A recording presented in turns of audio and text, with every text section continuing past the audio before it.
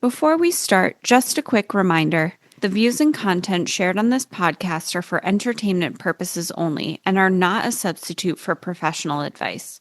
Please check the full disclaimer in the show notes for more information. Welcome to Self-Centered, the podcast that's all about you. We're your hosts. I'm Allie, a therapist and life coach. And I'm Katie, a fitness coach and personal trainer.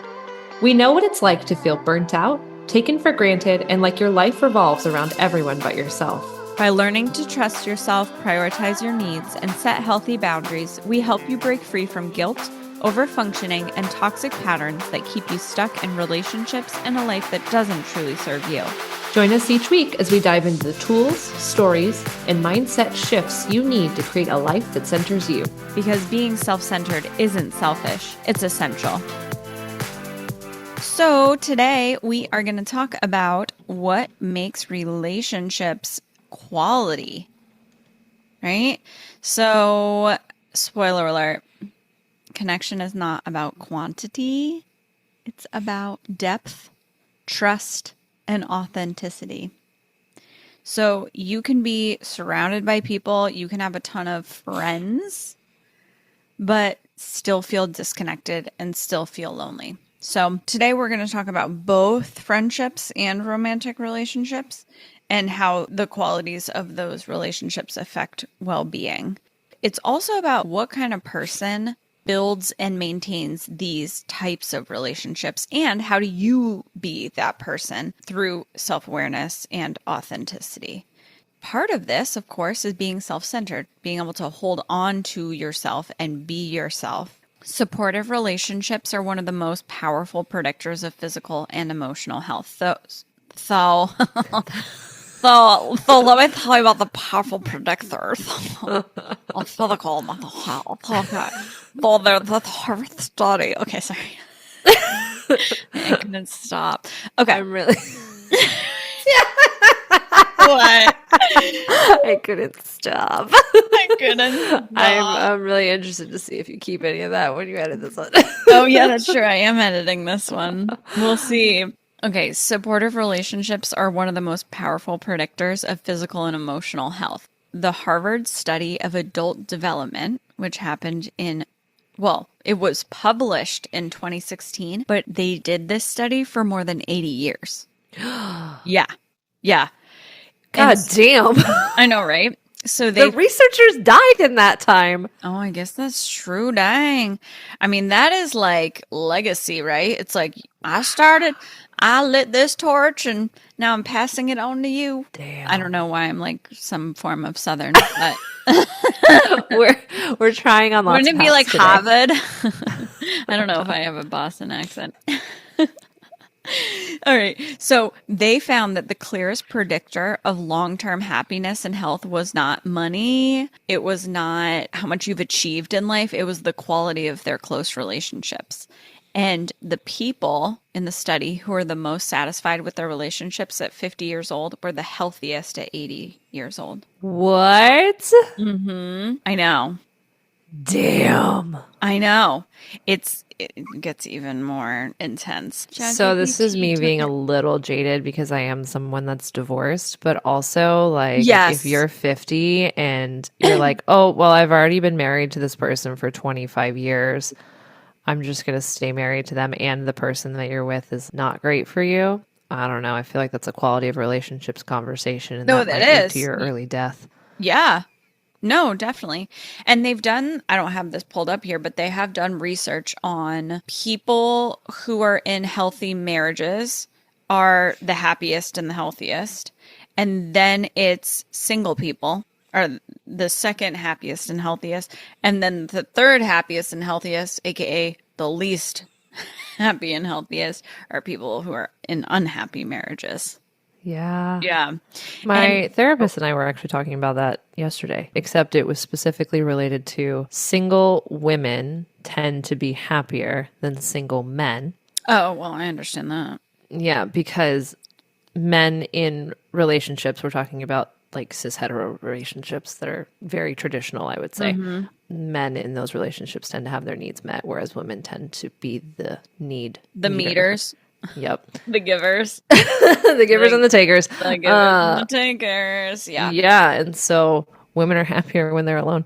Yeah. At least in those very traditional situations. That's not indicative of all. I think there's a lot of not traditional situations where people have still not fully worked through their subconscious traditional beliefs. So, yes. Yeah. Then there's this meta-analysis by Julianne Holt-Lundstad in 2010, and she found that loneliness increases mortality risk by 26%, and strong social relationships increase likelihood of survival by 50%. Loneliness has been found to be as harmful to your health as smoking cigarettes and alcoholism. Damn. I know. Wow. So we need to take it more seriously. And so remember, like, this was a few weeks ago where you shared that the founder or creator or whatever his name is of AEDP, was it AEDP? Well, since you haven't told me the context. Sorry. Let me finish the thought. I think it was AEDP had said that trauma starts from being alone in difficult situations. Diana Fosha. Was that from AEDP? AEDP, yeah. Oh, great. I'm getting my acronyms right. Good I love job. this. But that also lines up that, that if you're alone and lonely, okay. Yes. Everyone can connect the dots. I don't have to explain it out. But damn, I'm still running that high of like, shit. Yeah. I need to not self-isolate. You know, it really helps though to know these things, right? Because I also I'm shocked by, are you serious? Like being an alcoholic is just as bad for your health as being lonely. And what I read was that loneliness has the same effect on your health as smoking 15 cigarettes a day. Oh, wow. Large-scale longitudinal studies have reported that lonely individuals are at increased risk of developing dementia 3 to 4 years after follow-up. Oh, it's true. Yeah. Okay. Got it. So let's define what a high-quality relationship is. And it's an emotionally safe relationship. So you can feel, share, express emotions and have those emotions be supported. Feel safe to do so. It's reciprocal, meaning that it's not a one-sided relationship. It's rooted in real understanding of each other, not just surface level compatibility. And these relationships encourage your growth and authenticity. They don't diminish it. What we all crave in relationships, what we all want in relationships, whether it's friendship or it's love, is to be seen, valued, and safe to be ourselves. And so here are the qualities of strong friendships, according to research. Emotional support, someone who can validate your feelings and reflect you back to yourself. So being a clear mirror, right, in our self-centered words. Trust and loyalty, so the safety of knowing that someone is consistent and has your back. Shared joy, and also reciprocity, meaning that it feels mutual. So you are putting the same amount of effort in, or you're both putting effort in. Maybe it's not exactly the same. You mutually like each other, right? And you're both interested in being friends. And then authentic self-disclosure. So that's being real and not feeling like you need to perform. You don't have a mask on with them. You're just your true self. In a 2023 systematic review, friendship quality, not just the number of friends, right? The quantity of friends, was strongly associated with psychological well-being, meaning in life, and emotional resilience. And that was a study by Demir and Davidson in 2023. And then in romantic relationships, what matters is secure emotional connection. Attachment theory, we need to feel safe. We need to feel wanted or delighted in, is another way to describe that. When someone's just like, oh my God, I just love you. That feeling. And being emotionally held, emotionally secure. We need responsiveness. The perception that your partner gets you is more predictive of satisfaction than the frequency of sex or shared interests. So I understand you. I get you. I understand who you are, and I'm responsive to that. My behaviors reflect that I get you. And I understand you. Katie's like. So as I was reading this, I was like, oh, shit. Yeah. Yeah. But isn't it so good to know, though? right? It is. Like if you're single, do you feel like this person really understands you and gets you? Yeah. And if they don't, then you know that that is going to make you die earlier. Yeah. Yeah. But it helps to really, I think it helps to validate yourself that, yeah, this isn't just something that I want to be understood. This is actually important to have in a relationship. Yeah, it's true. That's true. And you're not too much for asking for those things. Like it's actually a necessity. Exactly. Yeah. And then each of you, your ability to regulate your emotions and repair conflict. So remember, it's not about if you fight or if you have conflict. It's about how you reconnect and repair afterward. And we've talked about that recently in an episode that it's totally okay to have conflict. It's just about repairing. Mm-hmm. And then that your values align. You need to have a shared meaning and vision for life with your life partner because you're going to be doing life with them. And then here's another study. Kai Colt Glaser et al. In 2005 found that dissatisfaction in romantic relationships correlates with increased cortisol, which is a stress hormone, disrupted sleep, and lower immune response. And conversely, secure and emotionally attuned relationships reduce stress reactivity. So stay single unless they're good enough. Yeah.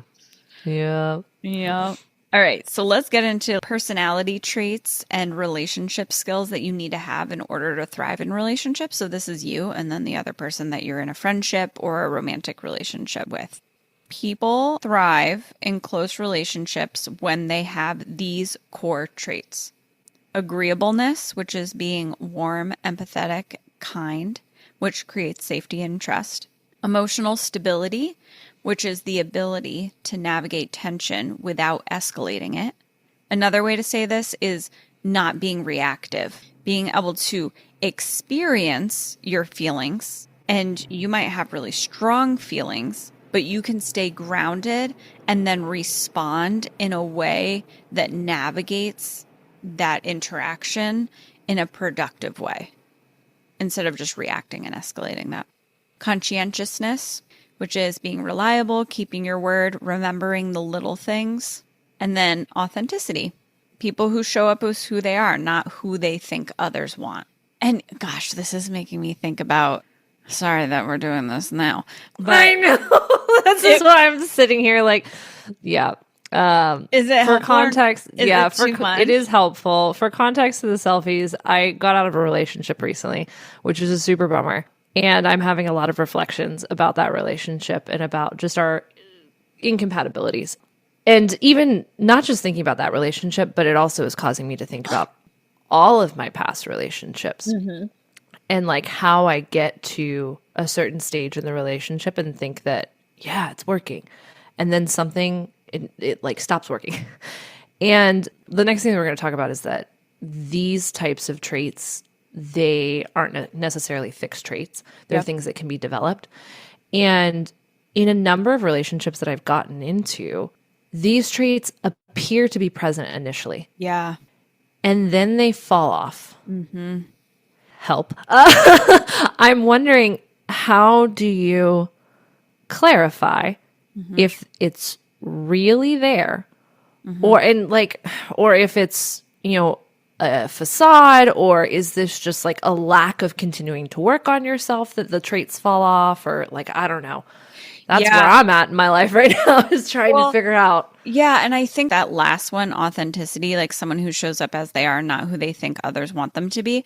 One of the things that you and I have been talking about, and I can totally relate to you with my past partners as well with that pattern. Authenticity is also showing up as who you are, not who they want to be. You mean me showing up to a relationship as who I am right in this moment, not who I would like to be in my perfect self? Yes. Okay. Yeah. And I think a lot of the times, well, I think maybe all of the times, actually probably all of the times, our exes, they just hadn't done the work to know that they aren't who they think they are. Yeah. So I don't think it's deliberate, but my thought is that in the beginning of relationships, in the first couple of years, especially in the beginning, But then I would say, even the first couple of years, you're under the drug of falling in love. Yeah. So things are easier because you have that support of literally your brain chemistry is different.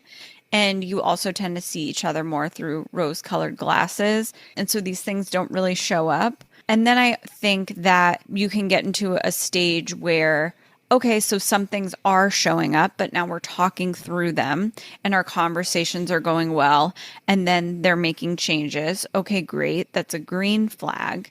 And then I think that at least by 2 years, there's going to be something that will either prove to you that when you're not in the we're in love phase anymore, life is actually super effing stressful and something happens, you'll see how they respond to that. And you just have to trust yourself and your intuition. Yeah. When you and I have talked about this, we have identified for ourselves, oh, this was the place in each of our relationships. And this isn't just even our most recent ones, but ones in the past too, where it's like, oh, that was when. Yeah. You know, like, I remember it with my divorce. Like years before I ended up getting divorced, there was a moment that it was like, oh, this will probably end. Well, and it was, years later, but because it was the way that a situation was handled, and I was like, oh, this cues into me a trait that is not in alignment with what I need in a relationship. When you think back to even before you got engaged, though, were there moments like that? Or ways that they were showing you whether those traits could endure over time? Damn. Yeah. Yeah. Fuck. Yeah. Yeah. So I think when we don't trust ourselves, because we don't know how to, we're not connected to ourselves. We're not self-centered. We're not centered in who we are. We are not connected to what is our body telling us? What is our mind telling us? What do we want? What do we need? Okay, that is completely reasonable. You're allowed to want and need that. It's really easy for us to kind of turn away from those internal little messages. And doing that, I remember doing that for the sake of connection. For the sake of trying to avoid loneliness. Yeah. Yeah. Right? Well, yeah. And yes. That's exactly what we do. Yeah. Which is like, I don't know. Obviously we're going to keep talking about this, but I'm thinking about like, okay, finding relationships that you can thrive in. It's not actually about finding the relationship. It's about finding yourself and then aligning yourself with the relationships that also align with you. Exactly. That's why the best relationships are two people who are self-centered. Yeah. I remember when I was dating you would frequently see people saying like, oh, I'm looking for this specific thing. I say marriage and kids because it's the most common thing that I feel like I saw on dating apps, many moons ago. But it would be like even showing up to the first date and the person's like, yeah, how many kids do you want? And I'm like, oh, okay, we're moving like really fast here. Like, I know. This feels like a lot, but that's putting like such a hard pressure on the potential relationship without knowing like, are any of these core traits that we need present? Exactly. I know. Yeah. Well, that's also because most people aren't self-centered. Yeah. Yeah. Yeah. Most people don't show up as who they are. Yeah, as their authentic self. Yeah. Most people don't know who they are. Yeah. You have to give yourself permission to be yourself and to work through shame. Yeah. So the takeaway so far is, hey, friends, work on yourself and don't enter the dating pool in the world until you've really done that deep dive work, because then we're just going to perpetuate more issues. Mm-hmm. Mm-hmm. Yeah. Yeah, for sure. And trust your gut. Which maybe we'll do an episode on that, listening to your intuition, which we have talked about red light, green light. Yeah. Episode 2, which is related, but still. Okay. So real quick, agreeableness, emotional stability, which is not being reactive, conscientiousness, and authenticity. Those are the core traits for people who thrive in close relationships.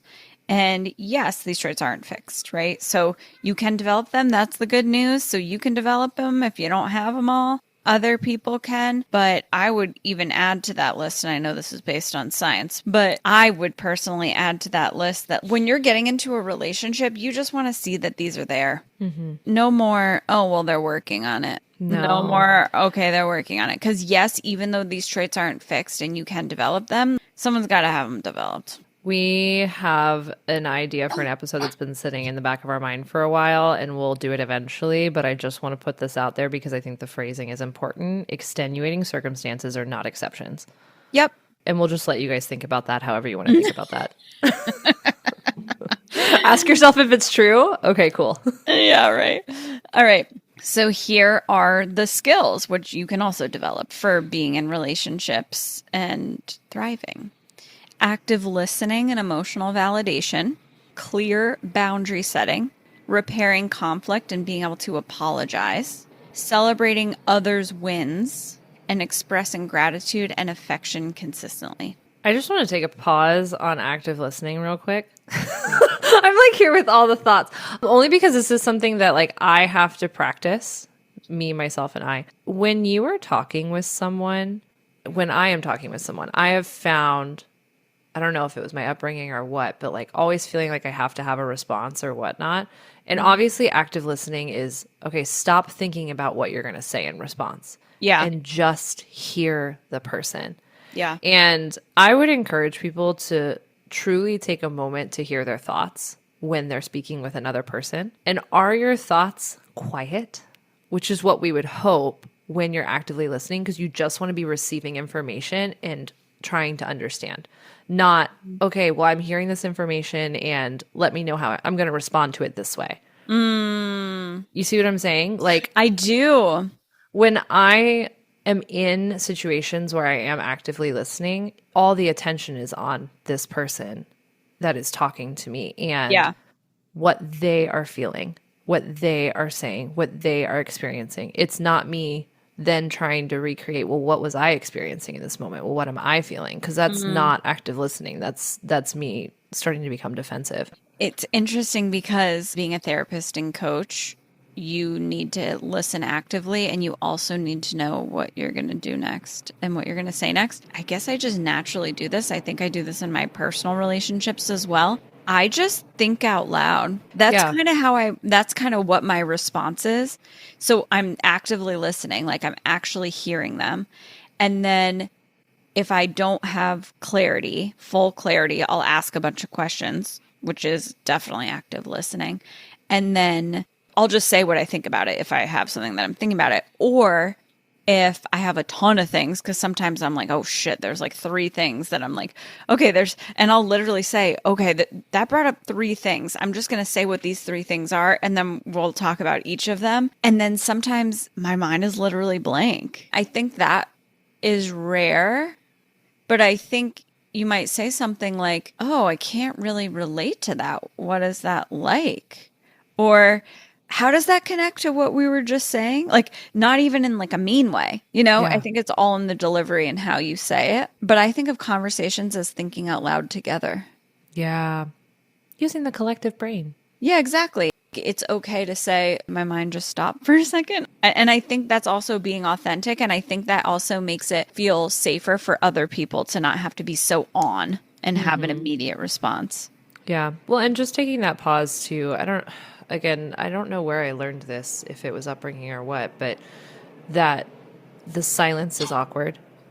You know, and like when someone shares something with me, taking a pause and being like, give me a second to reflect on this. Yeah. Because I'm very much an internal processor. I'm so much an internal processor. I'm not an external processor. And so when someone shares something, especially sense why we're seeing this differently. Yeah, exactly. I have to shut the fuck up when someone is talking in my brain. Yes. I'm pointing to my head right now. I have to shut the fuck up in my brain when someone is talking to me, because if I am thinking through things, I am actually thinking about my response to them. I'm not thinking about what they're saying. Yeah. Yeah. I think that's great that you'll say, give me a little bit to reflect on it. Give me just a second. Let me reflect on this for a second. And then there's an awkward pause. And then it's like, okay, so this is how I think and feel about that. This is how I understand you. People will love that you're taking time to reflect on what they said. Yeah. The awkwardness of the moment of silence is so much less crazy than the impact of, oh, they actually understand me. Mm-hmm. Exactly. Exactly. And over time, it's not awkward anymore because it just Yeah. becomes normalized. Yeah. Yeah. So, selfies, think about which of these skills do you already embody? Which of these traits and skills do you already embody and which do you struggle with? Because we can go deeper into any of these on. I mean, we've already done a boundaries episode, but we can definitely go into these other traits and skills.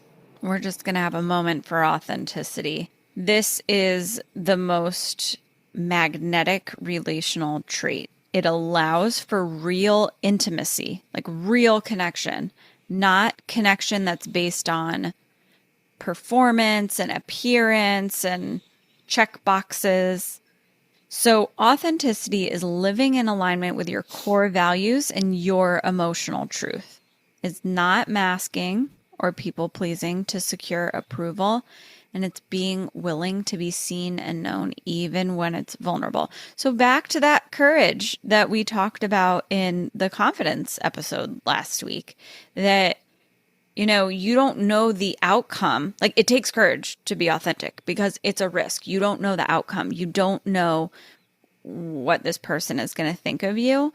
But being authentic is also how you find the people who are for you and you avoid the people who are not.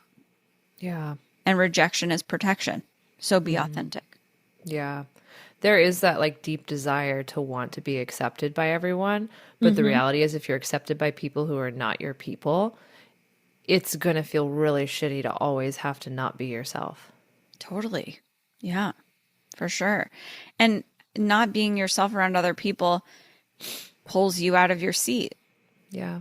So Kernis and Goldman in a 2006 study found that high trait authenticity, meaning if you're very authentic, that predicted greater self-esteem, life satisfaction, and healthier close relationships, which makes sense because of what we know about self-esteem that we talked about a couple episodes ago, right? It's really about aligning your behaviors with your values.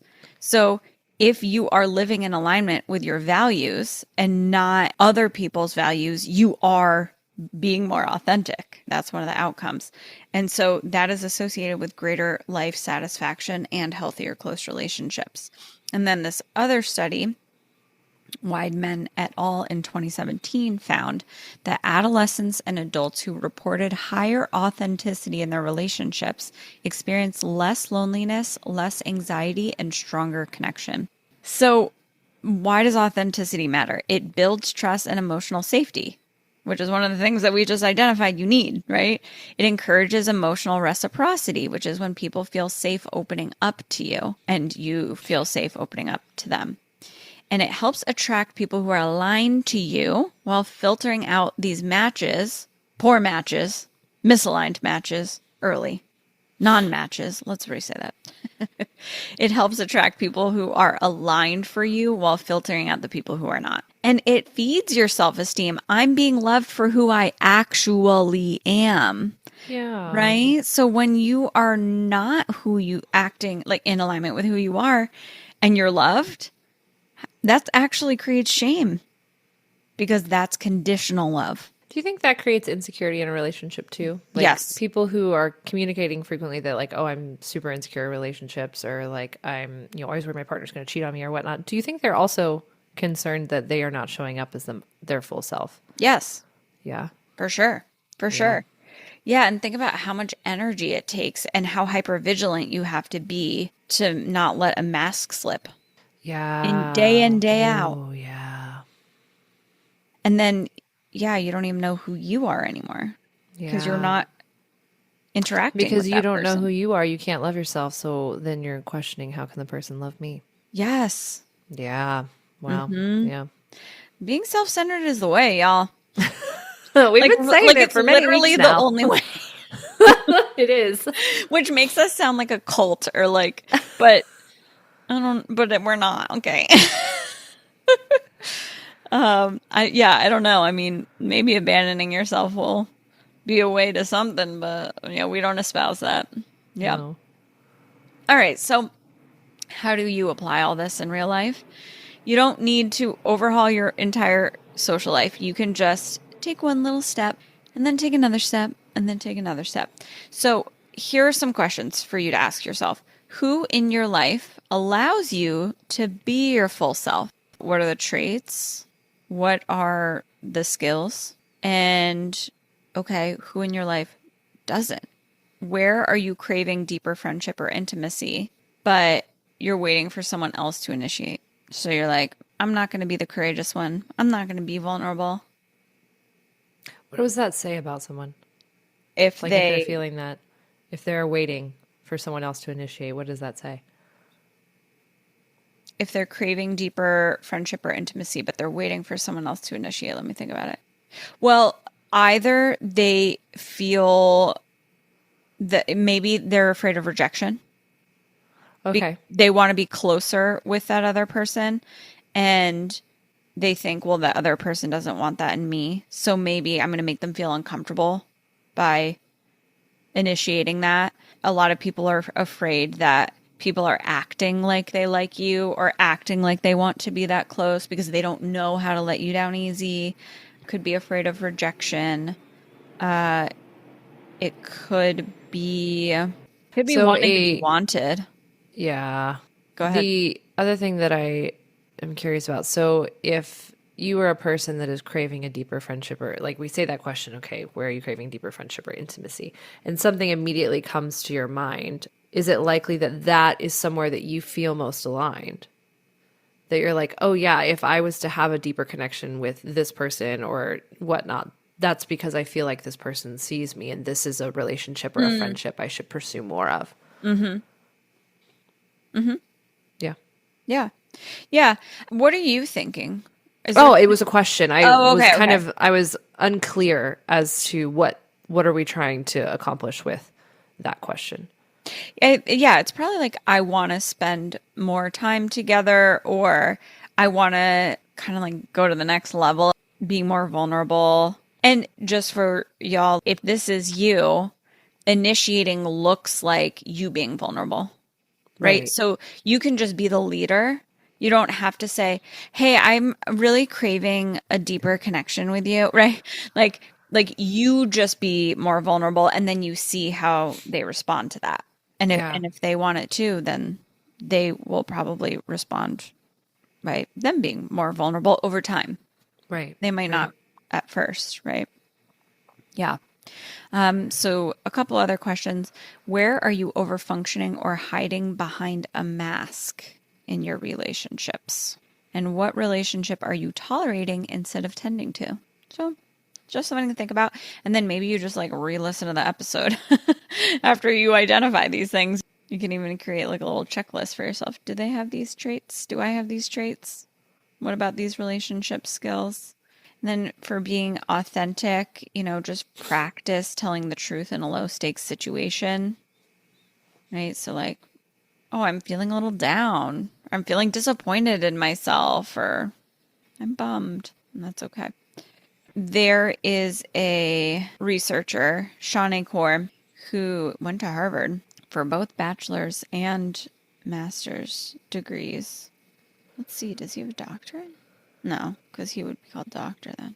Okay, so Shawnee Kaur, he is the author of this book called The Happiness Advantage, and he has done research on how happiness improves performance, whether that's work or physical or whatever. And one of the practices that he identifies in his research as helpful for increasing happiness is once a week, reach out to someone and thank them for something that they've said or done, or just tell them that you appreciate them or that you were thinking about them.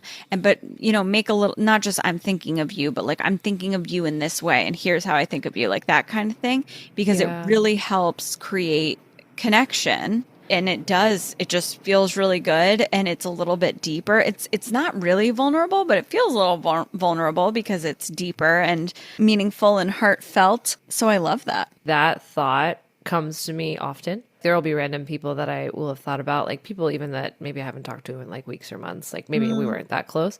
And I have before, sometimes I have reached out and I have said like, hey, you randomly crossed my mind today. This is what I was thinking of. I hope things are well for you. Yada, yada, whatever.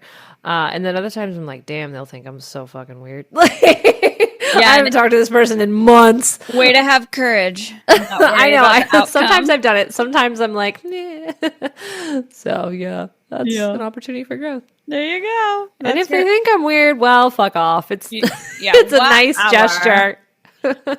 For sure.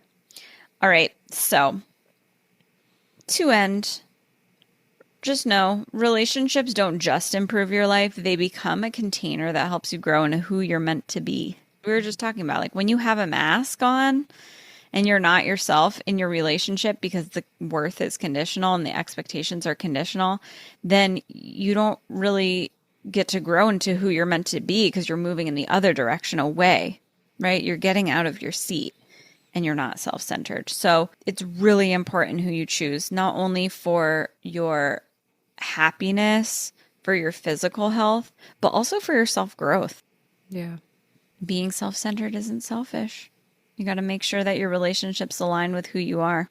All right. So I think that's it.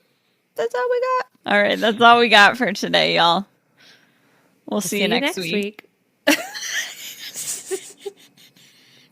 One day we're gonna come up with new weekly taglines. And yeah, I know. It says they hope you have a great week. Yeah, right. Oh no, my brain is going. My mind is like Bluey the goldfish says blah blah blah blah blah.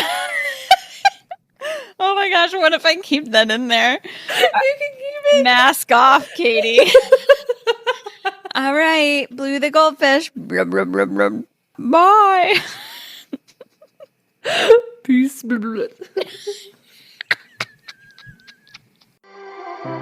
Thanks for joining us today. We hope you've enjoyed this episode. Follow us on Instagram at selfcentered.pod or connect with us at selfcenteredthepod@gmail.com. Stay self-centered and we'll see you next week. Bye. Peace.